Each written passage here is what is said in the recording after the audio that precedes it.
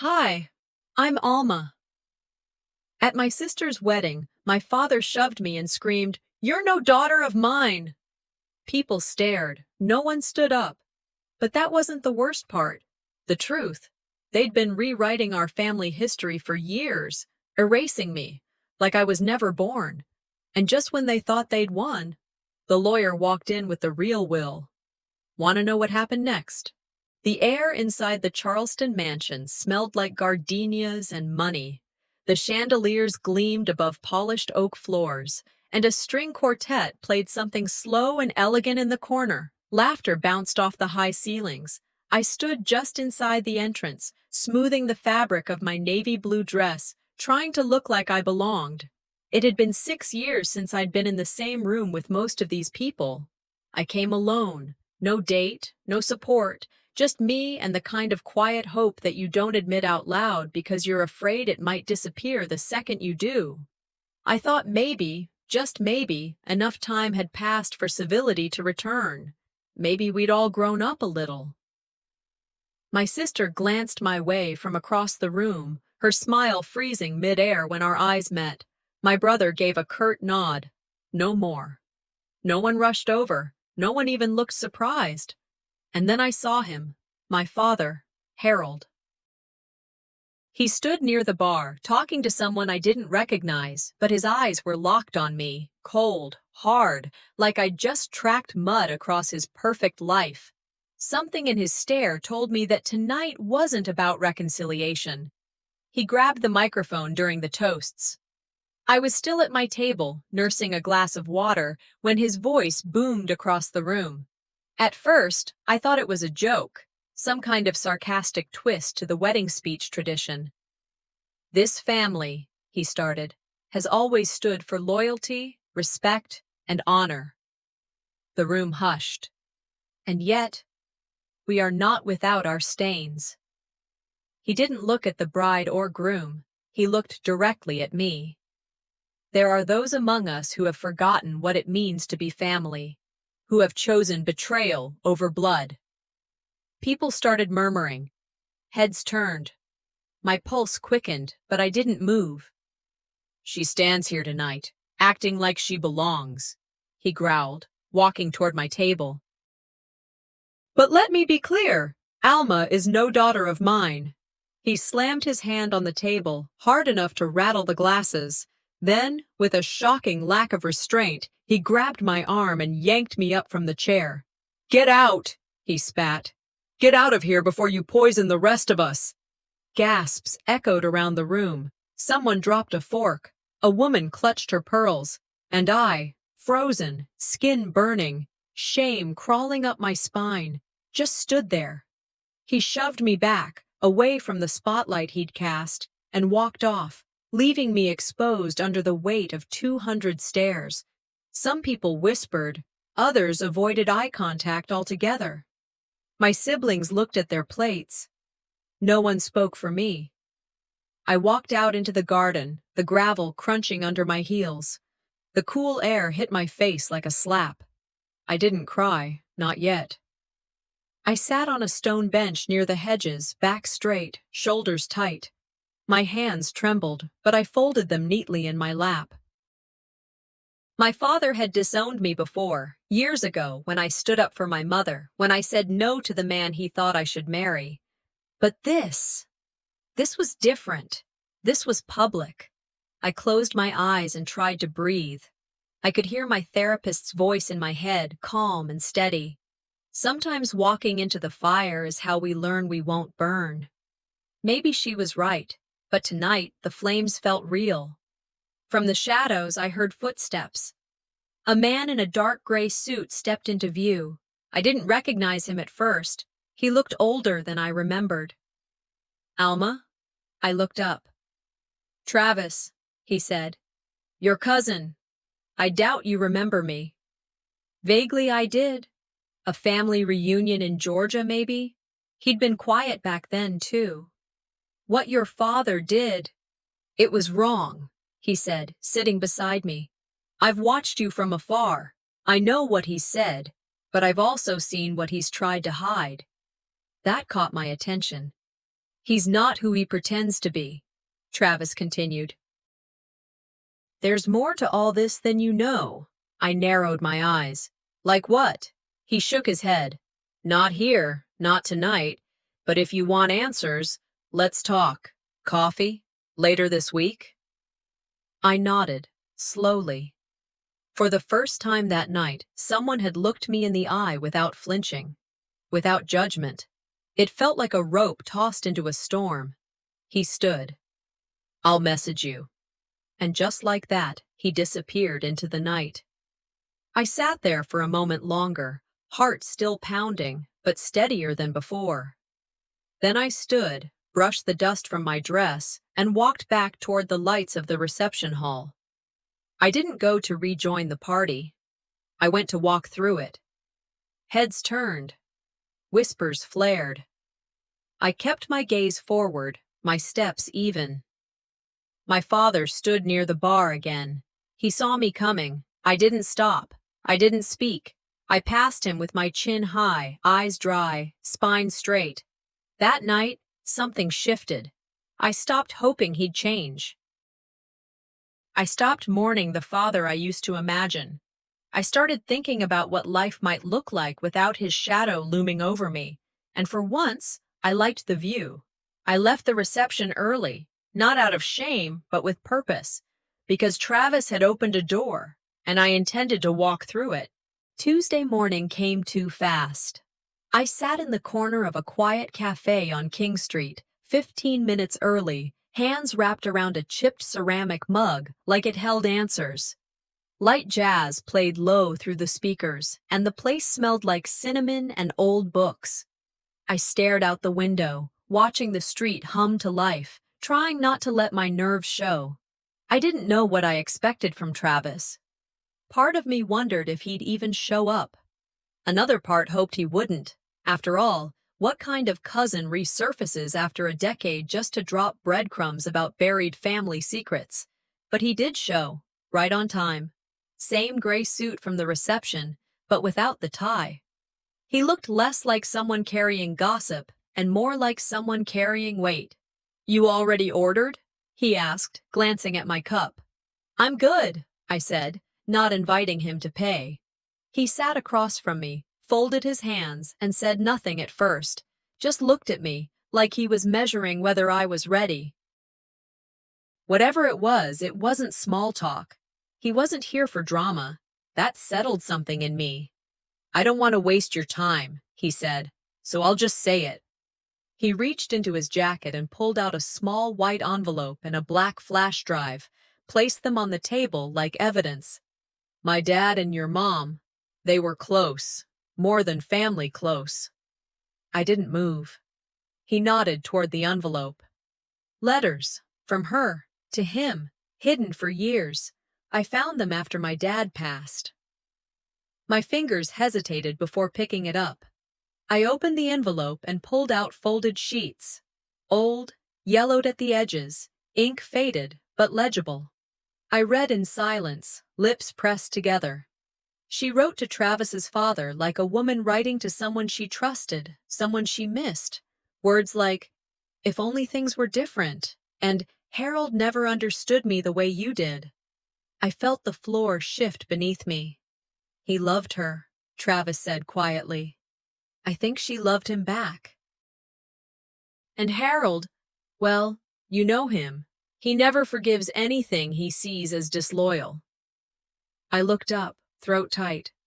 So he hated me more, because she loved someone else.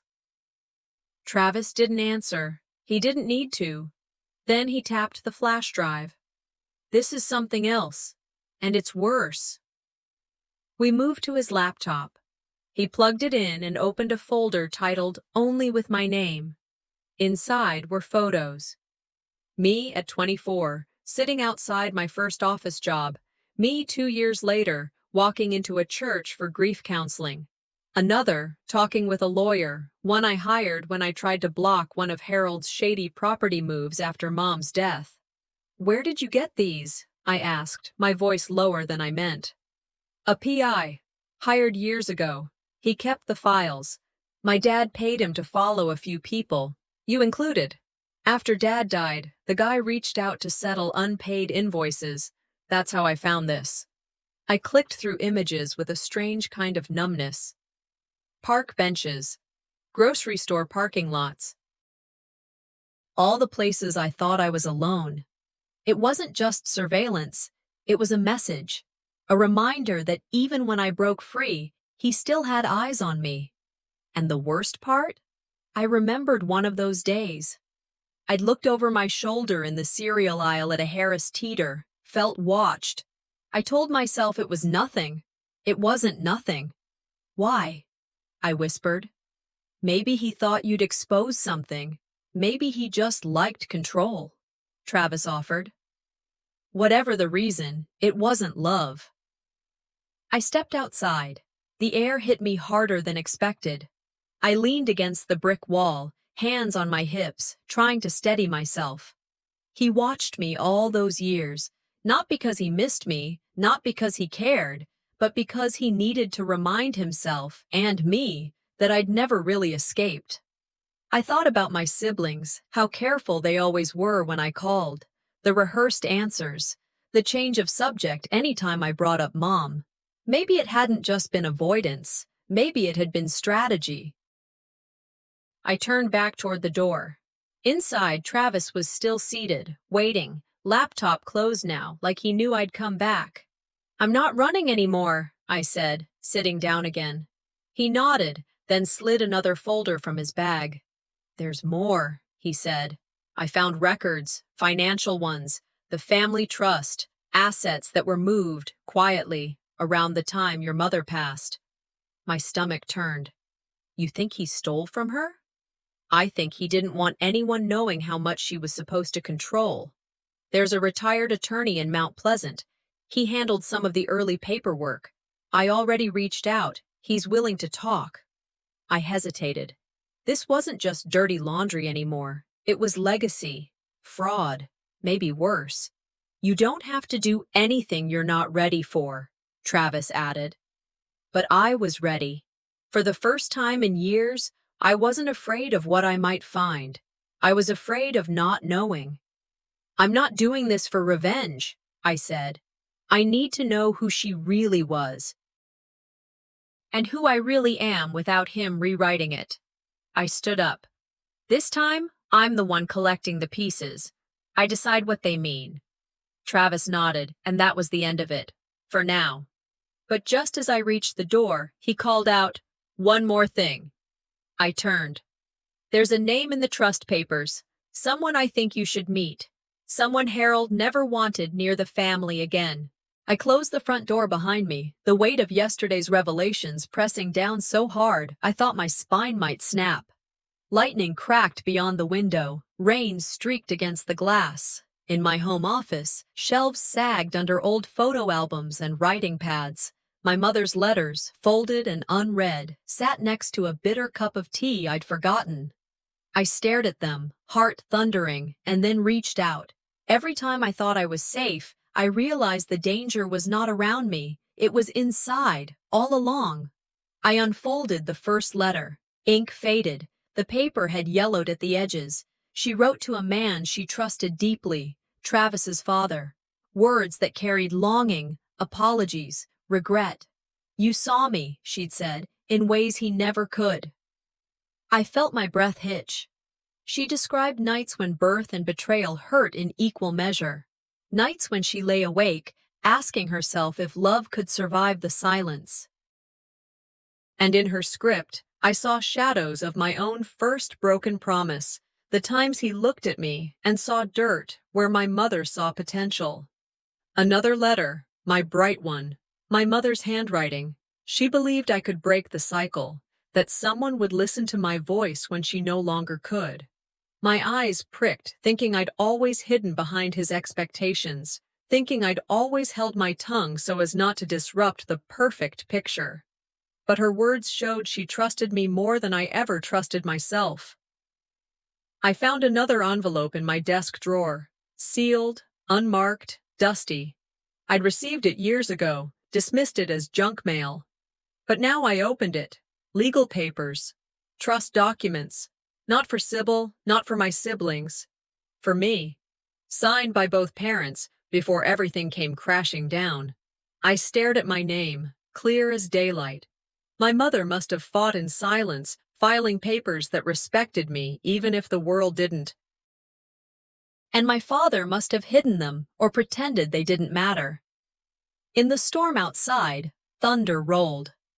Inside, I felt something break, and something steel inside me tighten.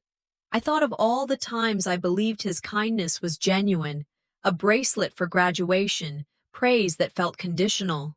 I rewrote memories, the bracelet only given in public, the praise always followed by a demand to silence myself. I realized love had been twisted into obligation, care had been weaponized, and I was tired of justifying his cruelty. My mother wrote, "One day you'll have to choose between being quiet or being whole." I closed the letter, letting it rest in my lap. Quiet has been my refuge, my strategy. But whole I have never been. I listed what I needed to do next. Scan the documents. Back them up. Copy every letter. Every envelope. Contact an attorney who can confirm in writing what these papers mean. Send texts to Travis. I deleted old voicemails from my father, short messages that once I replayed obsessively. I let them go. Growth does not come from reliving pain, I decided. It comes from facing it. I leaned against the window, watching rainwater trace lines down the glass. The reflection that looked back was someone I recognized. Not broken, not meek. Someone quietly furious.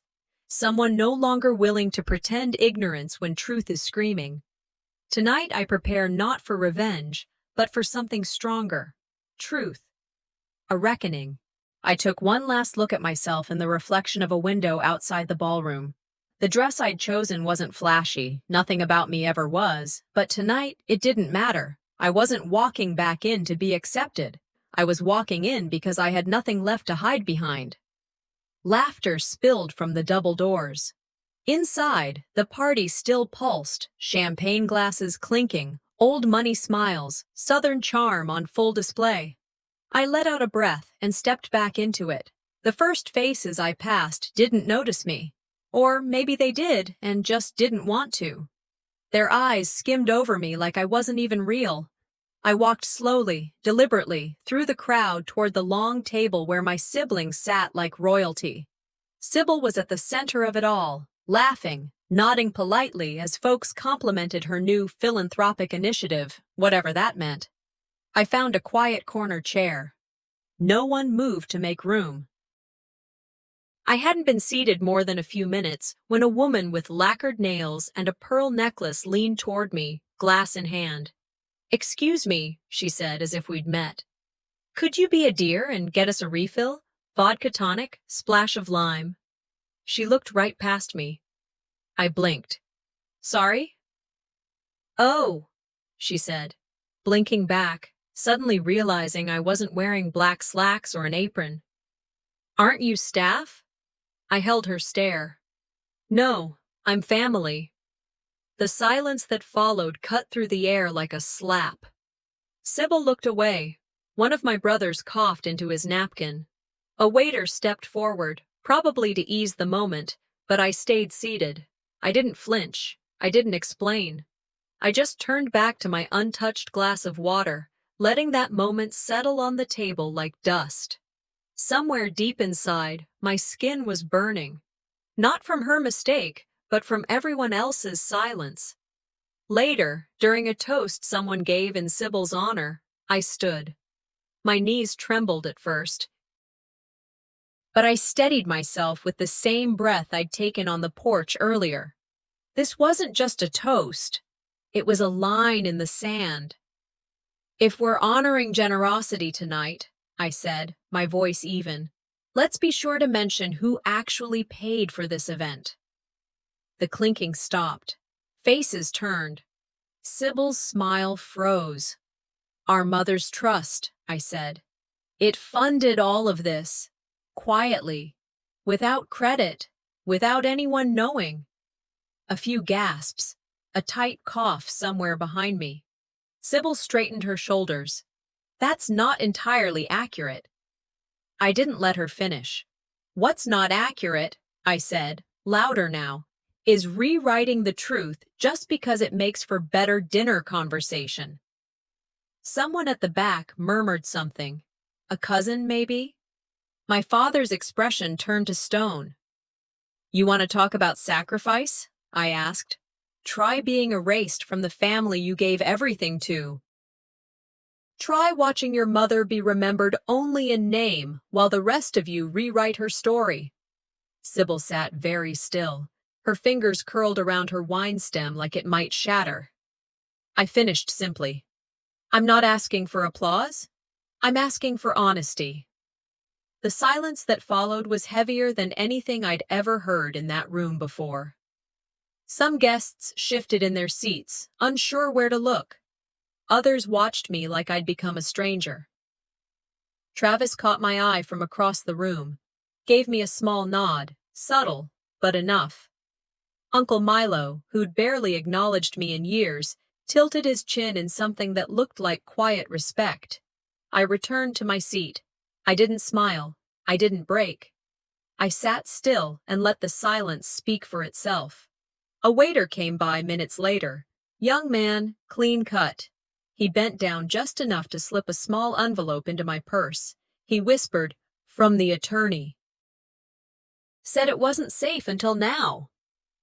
Before I could process that, the ballroom doors opened again. And there he was, my father. Marshall. The kind of man who didn't make entrances unless he wanted something. He didn't say much, just walked over, stopped a foot from my chair, and looked down at me like I'd broken something expensive. We need to talk, he said. I didn't move. I didn't blink. But inside, everything shifted.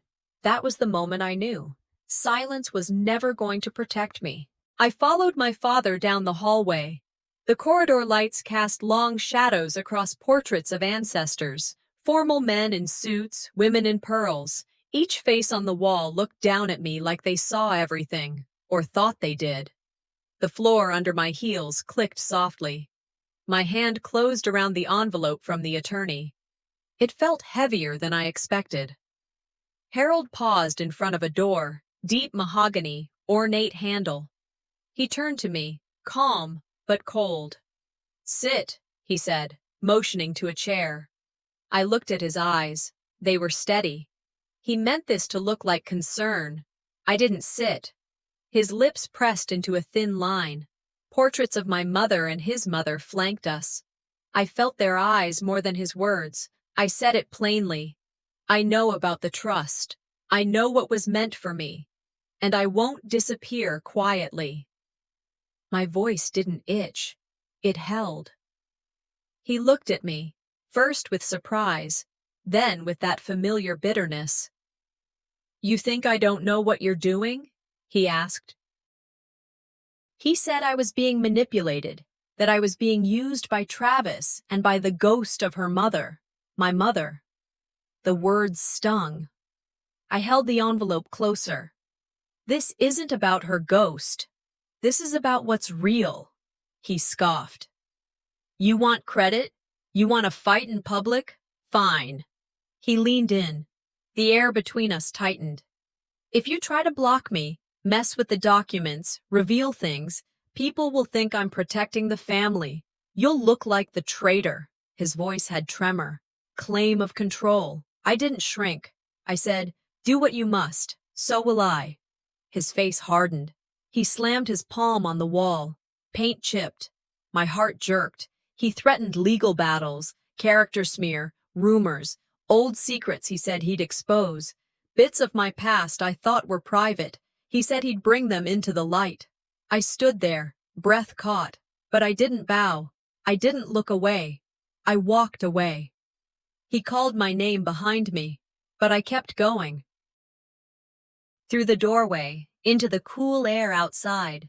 The night wrapped around me. I exhaled hard. I let the silence take over. I let the fear wash over, then fade.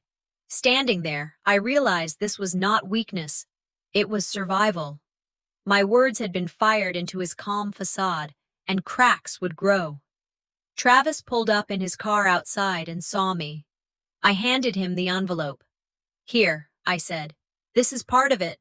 He listened as I spoke of attorneys, preserving evidence, making sure nothing could be twisted later. He warned me Harold would try to use church, community, reputation. I nodded, knowing that sometimes truth is more dangerous than lies. Then I pulled up my phone, deleted messages, voicemails, old recordings, anything that felt like I was carrying him inside me. It felt like peeling layers. Tonight I stood not just so people would hear me, but so I could hear myself again. Dawn came gray and heavy. I woke to rain tapping against my window, like someone trying to remind me of every promise broken. My legs swung over the side of the bed, cold wood beneath my feet, and I let myself linger there a moment. I remembered the confrontation with Harold, the envelope still heavy in my purse, evidence I barely believed until now. In the dim light, I moved through my living room, the heirloom envelope resting on the mantelpiece beside Mom's old wedding photo. The photo was taken in summer, but its warmth clashed with the morning chill. I reached out, picked up the white-brown package. It had come last night. No stamp, no note, just my name, written in a hand I'd once trusted. Inside, her initial trust letter. A fading photograph, Mom, young, dressed in lace, Harold's arm around her waist, but her eyes were distant, signed by both parents.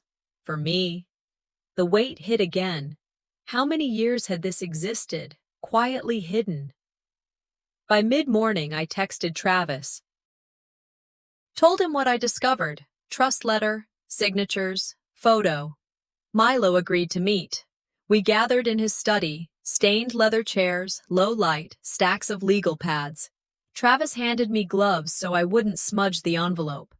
Milo said quietly, "Half the battle is having proof they can't deny." We discussed photographing the documents, having them notarized, making full copies. I felt the old fear creeping in. If I stepped forward, there'd be backlash. Reputation, whispers, maybe worse. But when Milo spoke, something within me steeled. This was bigger than resentment or wanting my name on something. It was about truth, something I'd denied myself too long.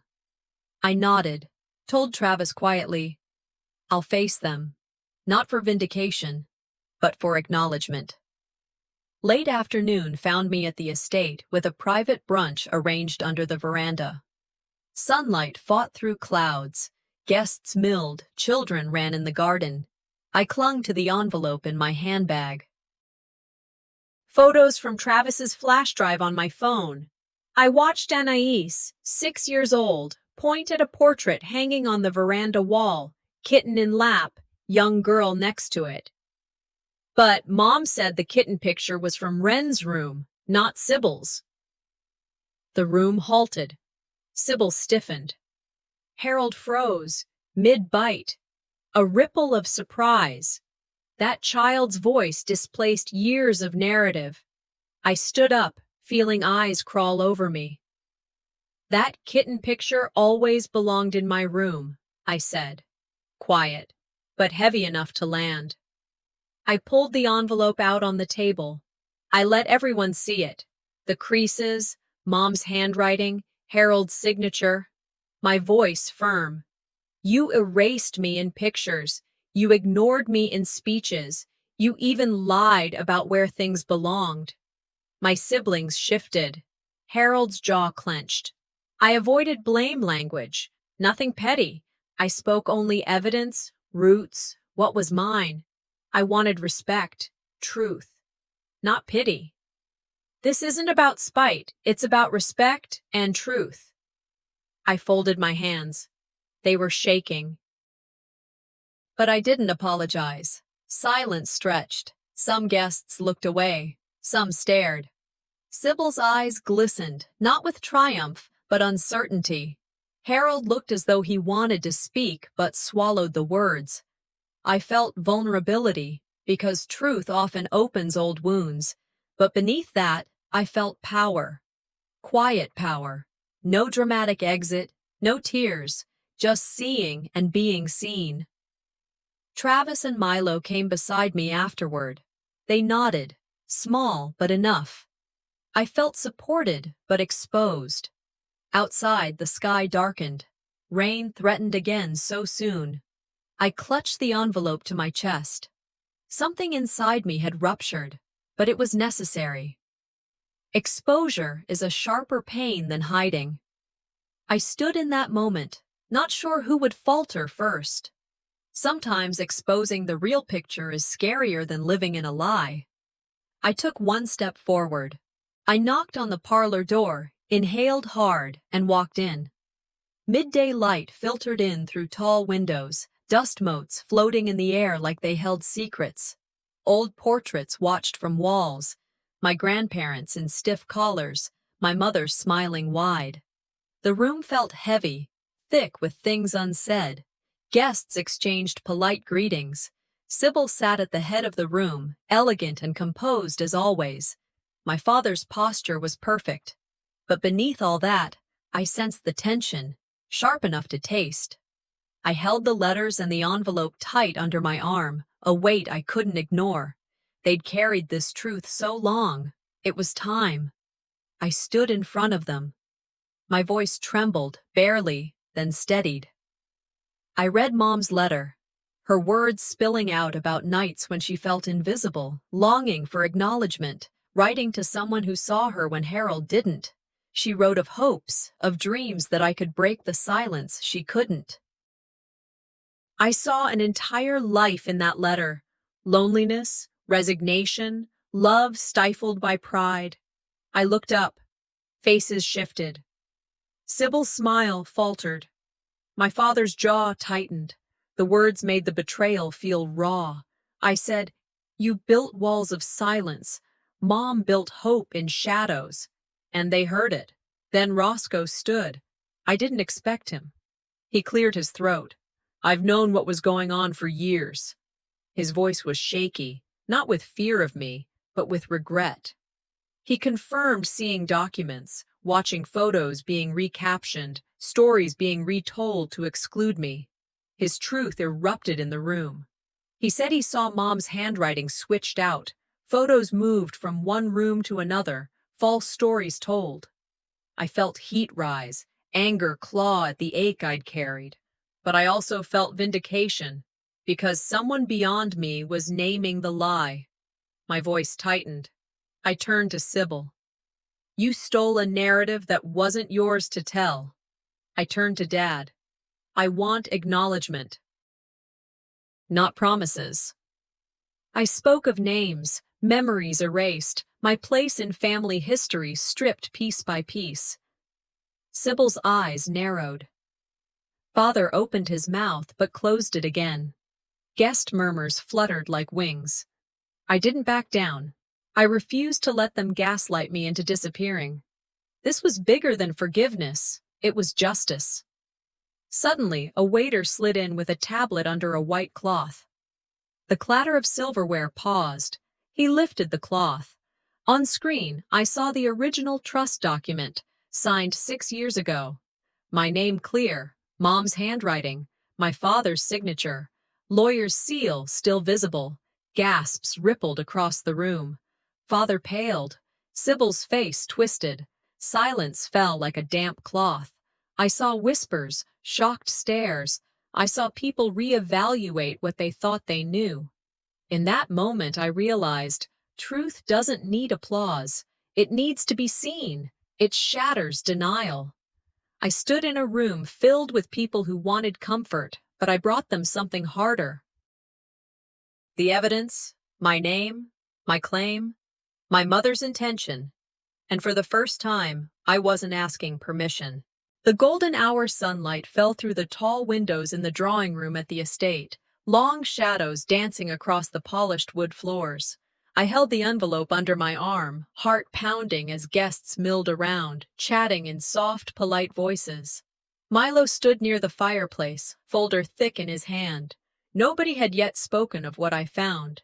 They thought last night was enough. I knew it wouldn't be. I smoothed my dress, squared my shoulders. If this was real, if this changed everything, tonight would be the moment. Milo cleared his throat. The room grew quiet. I stepped forward, feeling both small and enormous. "This is what Mom intended," he said, opening the folder. He lifted out documents, trusts, signatures, Mom's own handwriting, my name front and center, legally binding, signed years ago. I saw Harold's seal. I shut my eyes for a second. Relief, yes, but also years of erasure pounded through me. Some people gasped. My siblings shifted. Sybil's lips pressed tight. Father's face lost color. I looked at every face in that room, waiting for them to deny it. But they didn't. The room stayed still. No cheering, no applause. But no one looked away. Sybil's eyes flickered, guilt or shock. I couldn't tell. My father remained rigid, seated, his frame saying he was too proud to speak, too wounded to react. And me? I felt something inside me crack open, a silence heavy as guilt, but it held weight. I thought, this silence, it's the clearest proof of victory, a power shift. No fight, no loud confrontation, just truth on paper had done what words couldn't. Then the attorney entered, carrying the probate book and papers, voice measured. By virtue of this trust and these documents, Alma Bishop is the sole heir. My name echoed in the room. My mother's voice in her letters. The trust documents all affirmed what I'd always felt. Tears pricked my eyes, not of sorrow now, but of something like triumph. The room reacted, stunned quiet, Sybil's jaw clenched, father's hands clasped tight. I stood, no shout, no demand, just acceptance of what was mine by right. For every photo erased, every speech passed, this name matters. I moved toward the window and sat in the fading light. The chatter of the room became distant. I thought, I didn't need everyone to believe in me, just the truth being known. I opened old letters, Mom's voice, testimonials I'd preserved, and arranged them carefully in a box. My identity, once dismissed, now documented. I held the old hair clip she gifted me years ago. It caught what light remained. I placed it where people might see, not hidden, not ashamed, but visible. Legacy, not burden. Even in triumph, scars remained. I watched as Sybil turned away, as guests' faces split between admiration and discomfort. Father stayed silent, but the power had shifted. Ownership of the story had changed hands. The invisible daughter had become visible. Tonight, my name stands alone, and it is enough. The air in Vermont carried a kind of silence I hadn't known before, crisp, deliberate, and full. Outside my window, the trees were already bare. Autumn had dropped its final colors across the yard, and the only sound came from a crow hopping across the frosted railing. I was alone, but not abandoned, just still. I sat cross-legged on the rug of my new home office, going through the last few boxes that had followed me from the estate. I hadn't touched them in weeks. One of them had her handwriting across the top, a neat, familiar curl in the A. I paused. For a second, my hands didn't move. Then, carefully, I lifted the lid. Inside were records, papers, newspaper clippings, receipts folded in half. My mother's way of remembering things and maybe preparing for a day she wasn't sure would come. The silence in the house was mine now. Not punishment, not exile, just peace. I placed a photo of her on the shelf, her standing in her garden, sun hat tilted, mouth open mid-laugh. And I didn't cry. I didn't stare. I just positioned it next to my desk and moved on. Later that day, after making tea, I pulled out a letter I had written weeks ago but never mailed. It was to my father. Pages of it. Not bitter, not angry, just honest. I'd poured into it everything I didn't get to say the night they declared me the sole heir. I didn't blame him. I didn't excuse him either. I reread the whole thing. My throat tightened. One line stood out. Forgiveness is giving up all hope for a better past. Lily Tomlin's words, but they had become mine. I didn't seal the envelope. Instead, I tucked it into the drawer of my desk, unopened, unread. I wasn't doing it for him. I wasn't holding back because he didn't deserve to hear it. I was letting go because I deserved peace. And for the first time, that peace didn't feel like surrender. The days passed slow and quiet. I joined a local women's circle, nothing fancy, mostly older women who liked gardening, knitting, and journaling. At first I was quiet, unsure of how I'd answer if anyone asked where I came from. But they didn't. No one pried. They just welcomed me.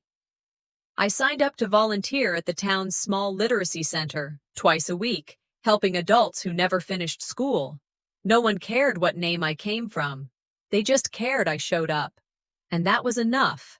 Each week, I felt the knot in my chest loosen, just a bit. I didn't have to announce my healing. I lived it, in small acts. We don't always have to tell our story for it to shape others. Sometimes showing up is the loudest thing we can do. Sometimes at night, I'd see her in my dreams. My mother. She wasn't smiling or crying, just there, quiet, present. I'd wake with the sense she'd visited, not spoken. The estate in Charleston was being sold. I signed the last of the documents on a Tuesday morning. Closed the chapter with a steady hand. I didn't feel rage, didn't feel sorrow, just finished. Sybil called once. I saw the name on my phone. I didn't answer. Not because I hated her, but because I needed the silence more than I needed her voice. Maybe one day I will. But not yet. Not every story ends with a tearful reunion. Some just end. And that's okay. I began outlining a memoir, not for publishers, not for approval, but for clarity, for myself.